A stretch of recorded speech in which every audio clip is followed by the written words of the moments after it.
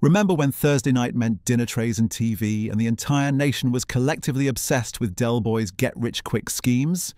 Today, we're diving into 20 TV shows we desperately miss from 1980s Great Britain. From Peckham's Wheeler Dealers to Weatherfield's Gossips, these weren't just programmes, they were national events. While today's streaming services offer endless choice, nothing compares to the shared experience of these beloved classics that defined a generation. This time next year, we'll be millionaires. Dellboy's eternal optimism captured the spirit of Thatcher's Britain, where anyone with a bit of hustle could supposedly make it big. Set in Peckham, this beloved sitcom followed the Trotter brothers' hapless get-rich-quick schemes, with David Jason's Dellboy and Nicholas Lyndhurst's Ronnie becoming national treasures overnight. The yellow three-wheeler van, Dell's mangled French phrases, and Trigger's broom all entered British folklore. What made it special wasn't just the belly laughs, but the heart. Beneath the comedy lay a touching story of family loyalty and working-class dreams. The 1996 episode where the brothers finally become millionaires drew 24.3 million viewers, nearly half the UK population. No wonder lovely jubbly and plonker remain part of our vocabulary decades later. Only Fools and Horses wasn't just watched, it was loved. If you're enjoying this nostalgic journey, hit that like button and share your favourite Dellboy moment below. The cobbles of Weatherfield have been home to more drama than perhaps anywhere else in Britain. Since 1960, Coronation Street has been the nation's comfort blanket. A slice of northern life served with a side of scandal and a pint of bitter. The 80s saw some of its most memorable moments and characters. Hilda Ogden's Muriel, Bet Lynch's Leopard Print, and the fiery relationship between Ken Barlow and Mike Baldwin. What made Corrie special was its perfect balance of kitchen sink realism and larger-than-life characters. It reflected working-class Britain with authenticity while never forgetting to entertain. The Rover's return became as familiar as our local pub, and characters like Deirdre Barlow felt like neighbours. When she was wrongfully imprisoned in 1998, even Prime Minister Tony Blair pledged to intervene. That's not just television, that's cultural institution. I have a cunning plan to solve the problem. With these words, Baldrick would inevitably propose something utterly ridiculous, and Rowan Atkinson's Blackadder would respond with the most eloquent insults television has ever witnessed. This historical sitcom grew from a shaky first series into comedy perfection by its second outing, with each season set in a different period of British history. The writing partnership of Richard Curtis and Ben Elton delivered razor-sharp dialogue, while performances from comedy legends like Stephen Fry, Hugh Laurie and Miranda Richardson elevated it further. What other show could make Tudor executions and World War I trenches legitimate sources of humour? The final scene of Blackadder Goes Forth, where our anti-heroes finally go over the top, remains one of the most poignant moments in British television, proving comedy could deliver profound emotional impact when least expected. Long before HD special effects, Doctor Who captured imaginations with nothing more than creativity, cardboard sets, and creatures that sometimes looked suspiciously like men in rubber suits. The 80s era, spanning Tom Baker's iconic scarf to Sylvester McCoy's question mark umbrella, defined childhood for a generation of Brits. The Daleks, Cybermen and the Master became the stuff of playground nightmares, while the TARDIS promised adventure beyond our wildest dreams. What made this era special was its perfect balance of fear and wonder, scary enough to have kids hiding behind sofas, but magical enough to make them peek. The wobbly sets and budget constraints somehow added to its charm rather than detracted from it. When the show was cancelled in 1989, it left a TARDIS-shaped hole in British culture that wouldn't be properly filled until its triumphant revival in 2005. Still watching? Brilliant! Subscribe now and ring that notification bell to catch our next retro television countdown.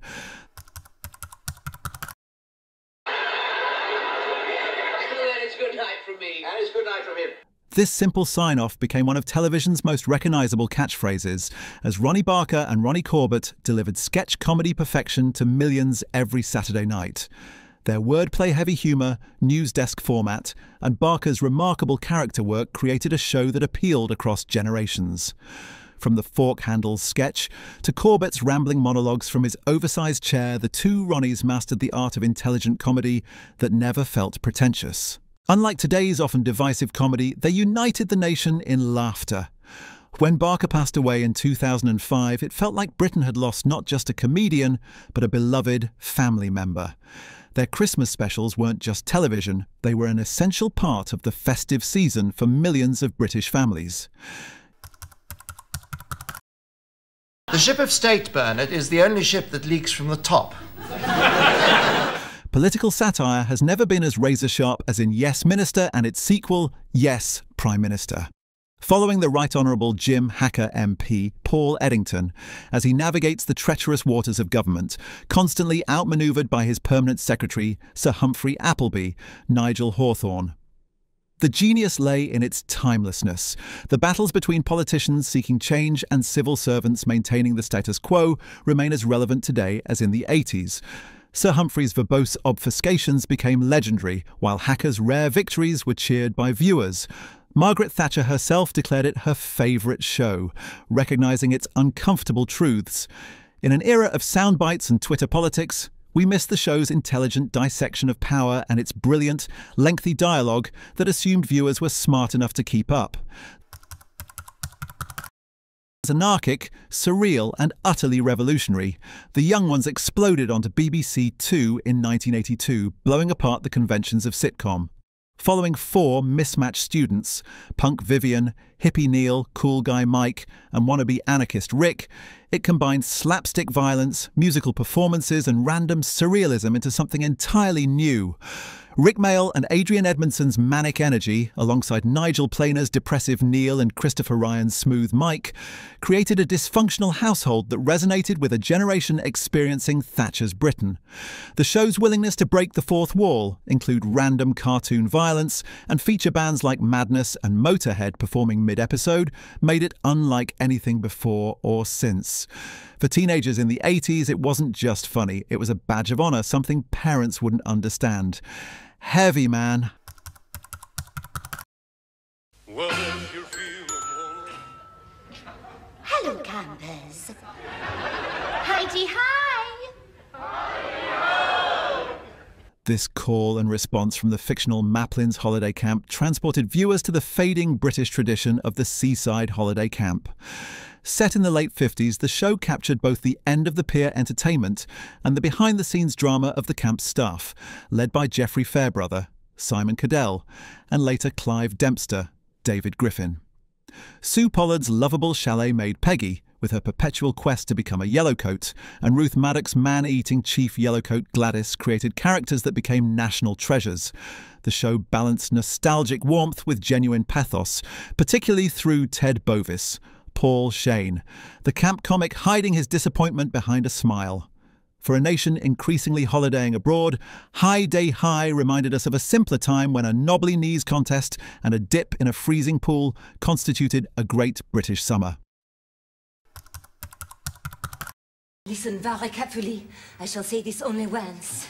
With these words, Michelle of the Resistance would deliver incomprehensible plans to René Artois, the reluctant hero of this World War II comedy set in Nazi-occupied France. Created by the team behind Are You Being Served?, Allo Allo took the potentially sensitive subject of the occupation and turned it into farce, with Germans who couldn't pronounce their R's, Englishmen disguised as policemen with ridiculous French accents, and the ongoing saga of the fallen Madonna with the big boobies. Gordon Kaye's René, caught between his wife, his waitresses, the resistance, and the Germans, became one of television's great comic creations. The show's commitment to running gags, from the communist resistance who always hid in the cupboard to Officer Crabtree's mangled French, good moaning, created a world of comic consistency that rewarded loyal viewers. Outrageous accents and innuendo have rarely been deployed to such hilarious effect.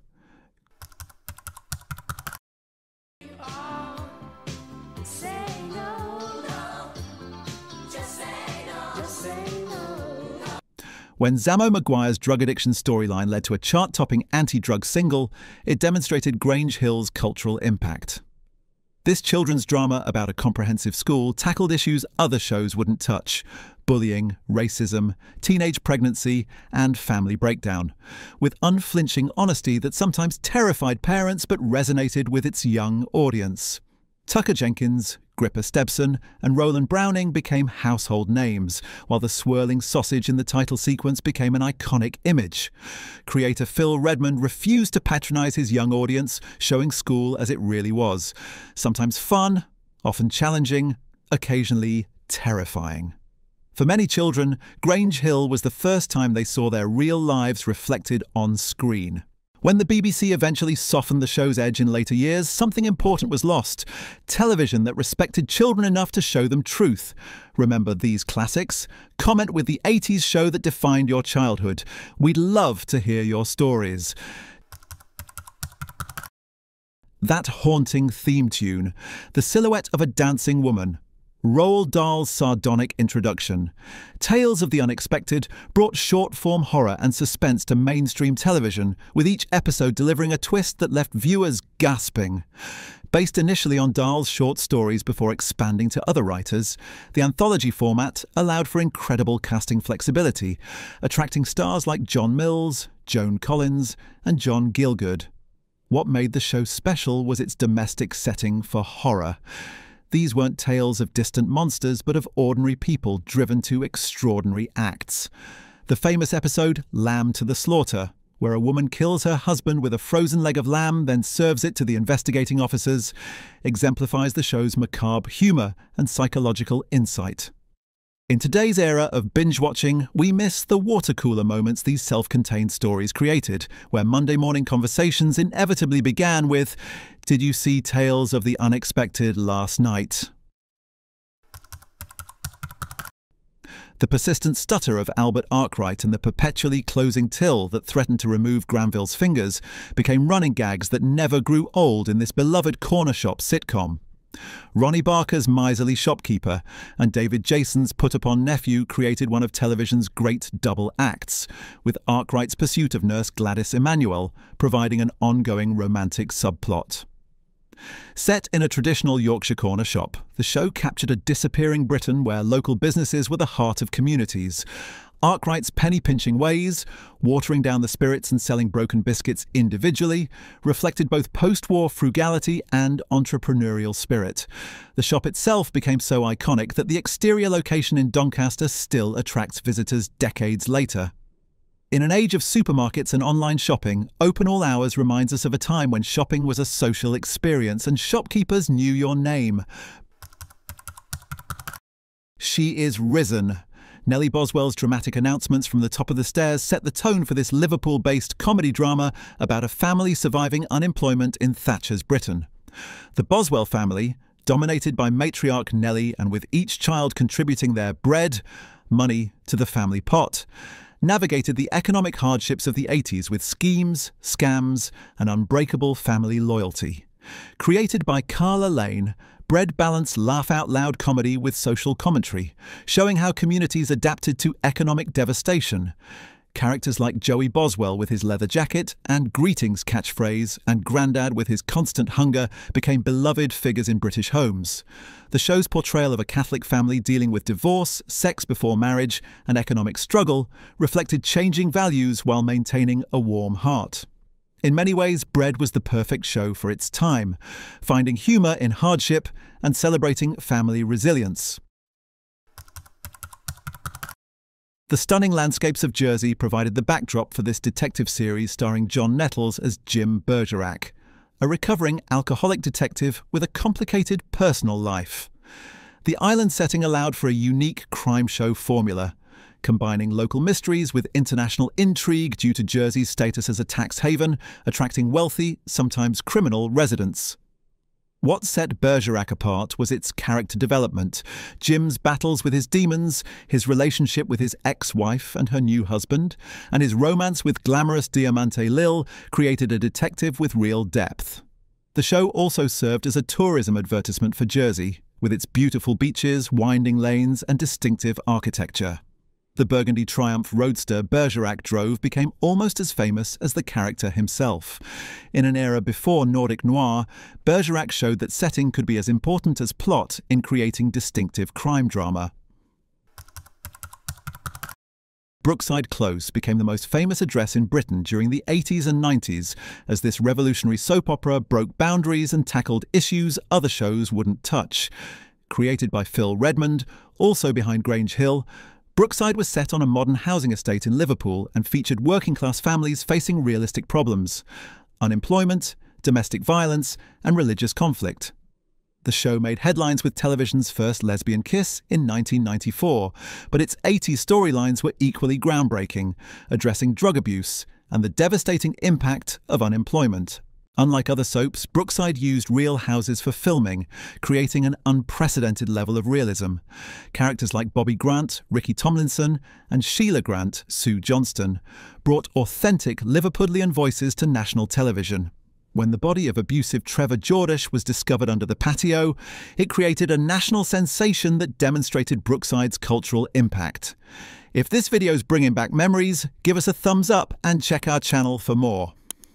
Now, the next ones might not technically be British, but they sure did pull on British hearts.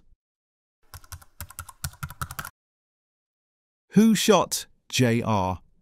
This question dominated British conversation in 1980, with the answer becoming one of television's most closely guarded secrets. Dallas brought American excess to British screens, with the Ewing family's oil wealth, sprawling ranch, and complicated relationships providing escapism during a period of UK economic hardship. J.R. Ewing, Larry Hagman, became television's greatest villain, the man viewers love to hate, while his long-suffering wife Sue Ellen and decent brother Bobby provided the moral counterweight. The show's influence on British culture was enormous. Shoulder pads and big hair became fashion statements, while the theme tune was instantly recognisable. For a nation still dealing with 3-channel television and limited broadcasting hours, Dallas represented glamorous escapism and water-cooler television at its finest. When the 1986 season was revealed to be a dream, British viewers were outraged, but still couldn't look away. If Dallas was about oil and cattle, Dynasty was about pure, unadulterated glamour. The shoulder pads got bigger, the catfights more dramatic, and the wealth more ostentatious as the Carrington family battled for control of their fortune. Joan Collins' arrival as Alexis Carrington in the second season transformed the show, creating one of television's most iconic villains and a rivalry with Linda Evans' Crystal that led to legendary on-screen brawls. For British viewers in the economically challenged 80s, Dynasty offered pure fantasy, a world of champagne, chandeliers, and private jets. The fashion impact was enormous, with Collins' power dressing influencing a generation of British women. The show's camp excesses, including an alien abduction storyline and the infamous Moldavian massacre, somehow added to its appeal. In an era before reality TV made millionaires' lives accessible, Dynasty was our glossy window into a world of wealth most Brits could only dream about.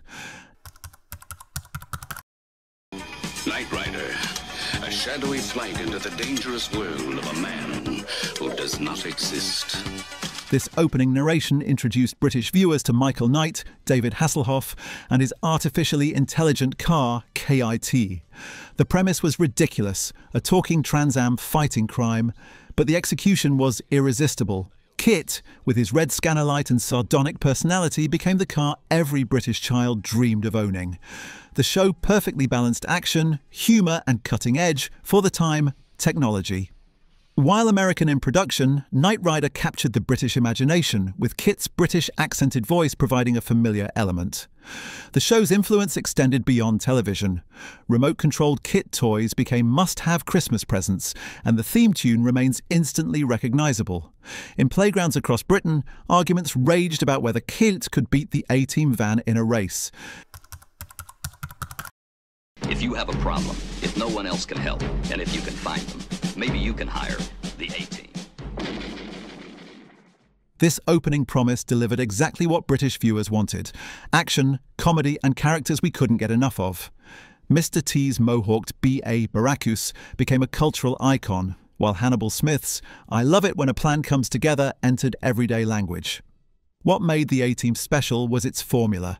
The team would be hired, build some improbable vehicles from scrap materials, defeat the bad guys, and escape without anyone ever getting seriously hurt despite thousands of bullets fired. The show's cartoonish violence made it perfect family viewing in Britain, where parents could let children watch without concern. The A-Team van, with its distinctive red stripe, became as recognisable as any vehicle on television, while the theme tune still evokes instant nostalgia.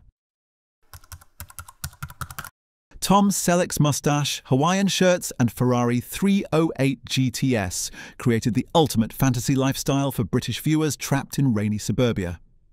As private investigator Thomas Magnum, Selleck solved cases in paradise while living on a luxurious estate owned by the mysterious Robin Masters and constantly annoying Jonathan Higgins, John Hillerman, and his Dobermans, Zeus and Apollo.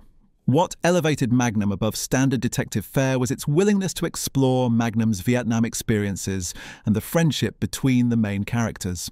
The show balanced humour, action and occasional poignancy with a light touch that made it perfect escapism. For British viewers, the Hawaiian setting offered exotic appeal during gloomy winter evenings. Selleck's charisma made Magnum an aspirational figure. Laid back but capable, funny but tough when needed. And his moustache launched 1,000 imitations across British pubs. As we switch off our nostalgic television set, these shows remain more than mere entertainment. They're time capsules of who we were. In today's fragmented viewing landscape, we miss that shared experience, when an entire nation laughed, cried, and gasped together. These weren't just shows we watched, they were moments we lived.